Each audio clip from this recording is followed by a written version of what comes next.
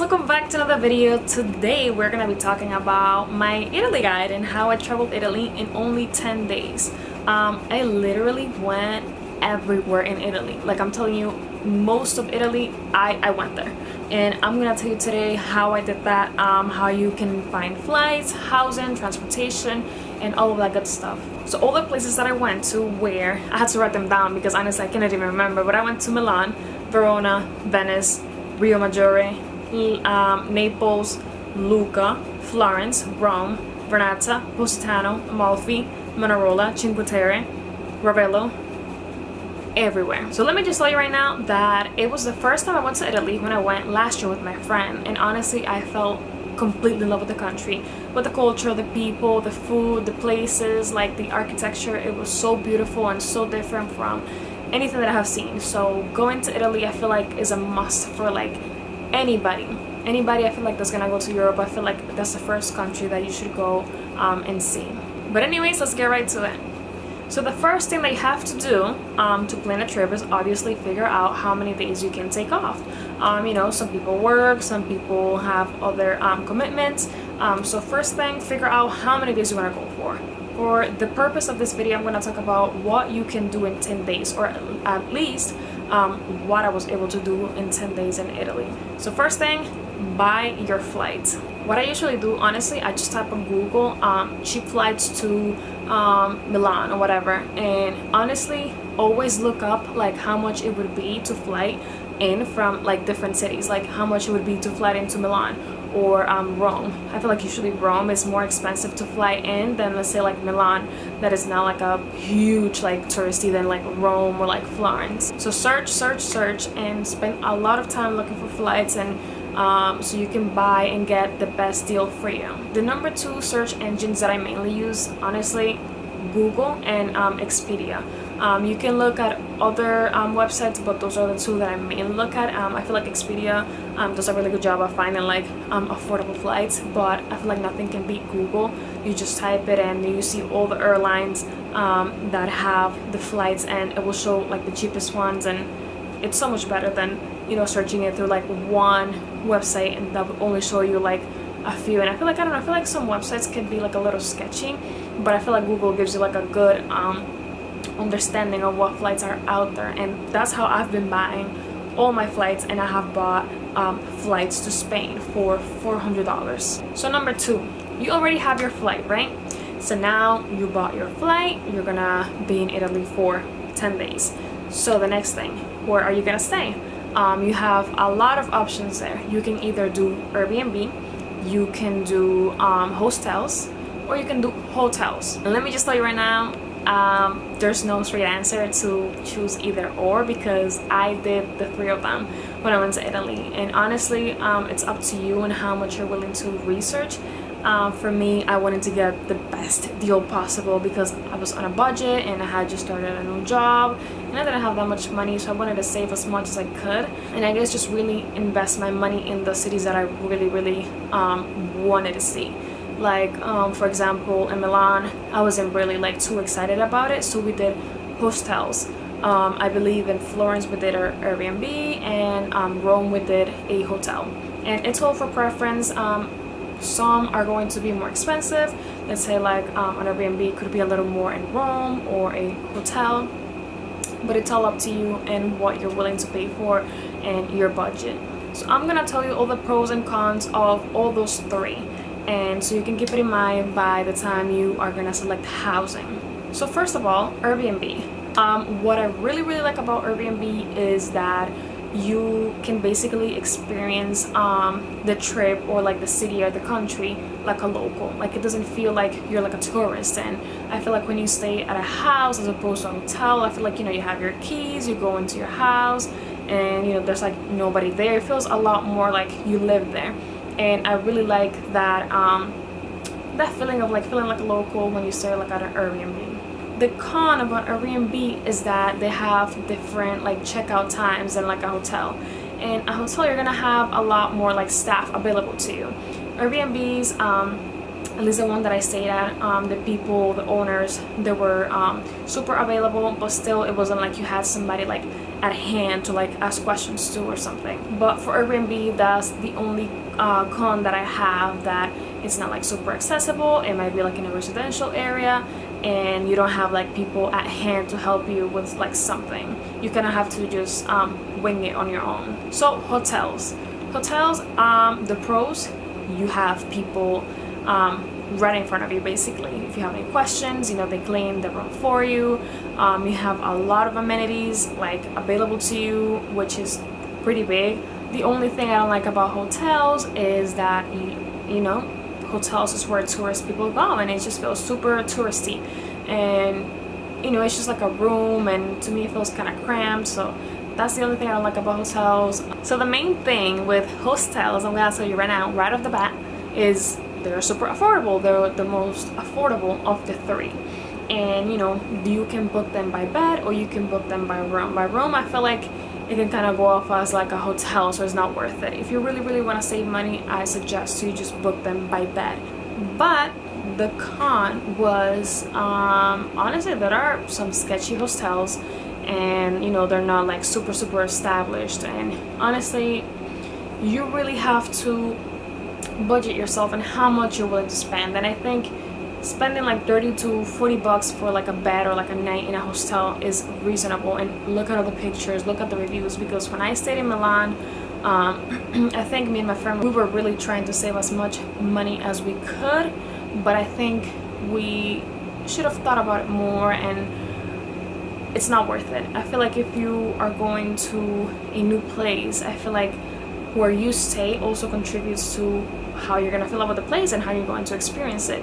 And I had a really bad experience when I stayed in Milan. I stayed at like a really cheap hostel. It smelled like dead rat when we got there.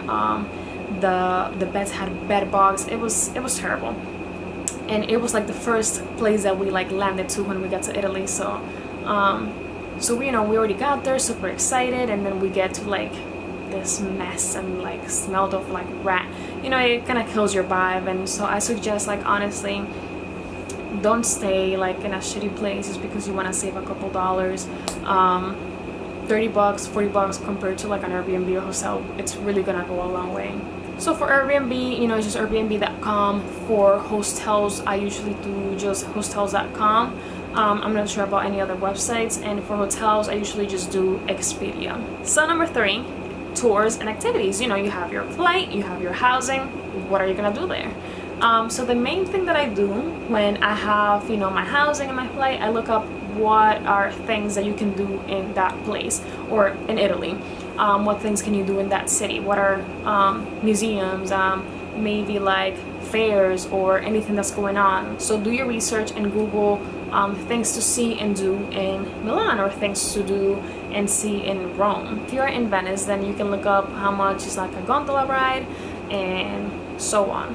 So the main website that I use to do tours and activities is Veltra.com.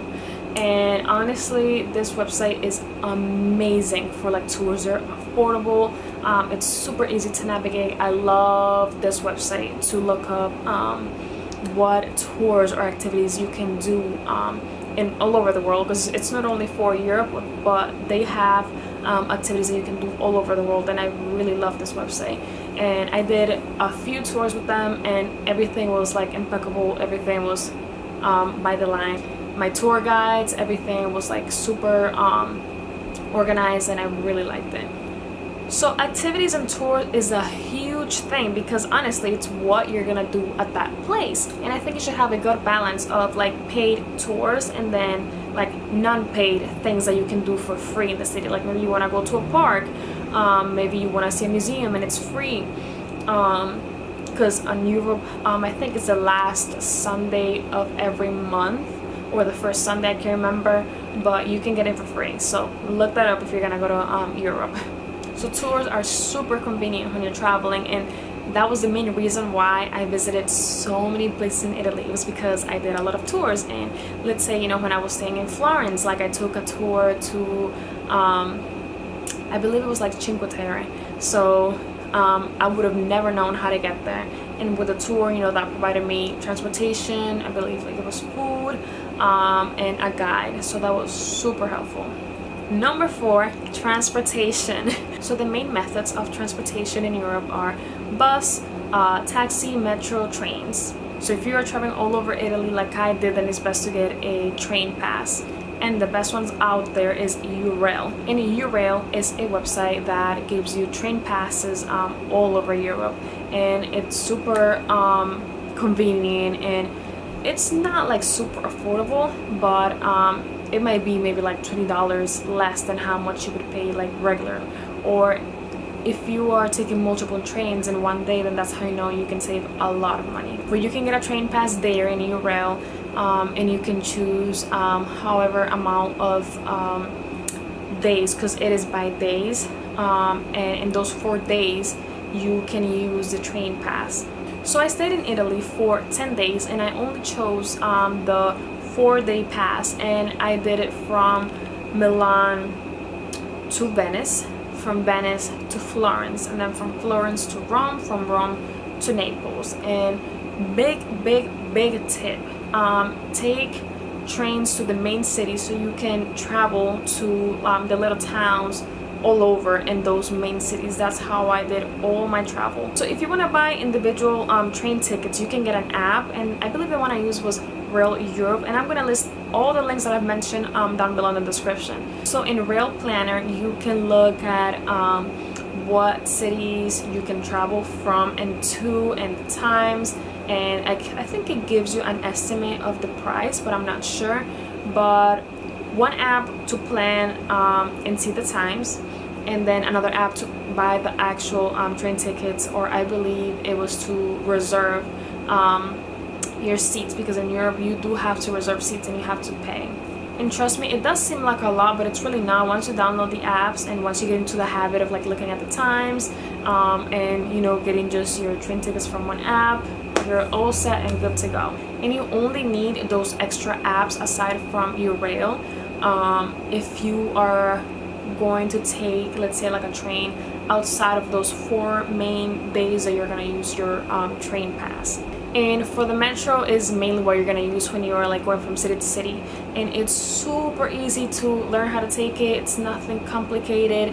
If you take metros or like trains in the US, it's going to be super easy for you to take it when you go to Italy, even though it's in like in a different language. I believe it says it in English, so that's gonna be super helpful, and it's not difficult to take at all. Like I figured it out in like minutes. So I only use taxis, let's say when I was like getting to a city and going from like the train station to the place where I was staying, because you know you have bags and stuff and you don't want to walk, and maybe you're not sure of where the place is, or maybe it's like a little far. So I think taxis are like the best option when you are unsure and you're traveling with your bags and you're going from like either the metro or like the train to the place that you are staying. And they can be a little pricey, but honestly it's not even too much. I feel like it's kind of the same how it is here in the US. The buses, I believe I only used the bus once when I was in Rome, and that was because we had a friend or somebody that we met along the way when we were there, and she taught us like how to take the bus. But for me, I feel like buses can be like a little complicated to learn, because I feel like it took me a while to learn how to take the bus here in the US, so imagine like in another country. And I feel like, you know, metros are so reliable and super easy to take. You don't need to take the bus anywhere. So last but not least, budget yourself. So basically when you are going on this trip, everything is gonna be already like paid. You know, your flight is gonna be paid, your housing is already paid, your tours and activities, and the only thing that you have to worry about is what are you gonna eat there, and transportation. So for me, when I went to Italy, I probably spent about maybe like $600 to $800 with between food and like transportation. And I also bought like a couple souvenirs to bring home. So imagine if you didn't buy like any souvenirs, and I didn't buy clothes or anything like that. So $600 to like $800 for 10 days in Italy with just food. I think that's a reasonable amount. But anyways, eat a lot of pizza, drink a lot of wine, and ride a gondola. All of these things you're not gonna regret. eat a lot of gelato, try everything honestly, and just try to experience the most that you can and venture yourself and challenge yourself, and you're not gonna regret it. But hey guys, that's it for today. That's my Italy guide. If you have any questions, please let me know in the comments below and I will answer them. Trust me, I am really good at researching when I am taking trips, so I can answer any question that you might have, and let me know in the comments, and I'll see you in my next video. Bye.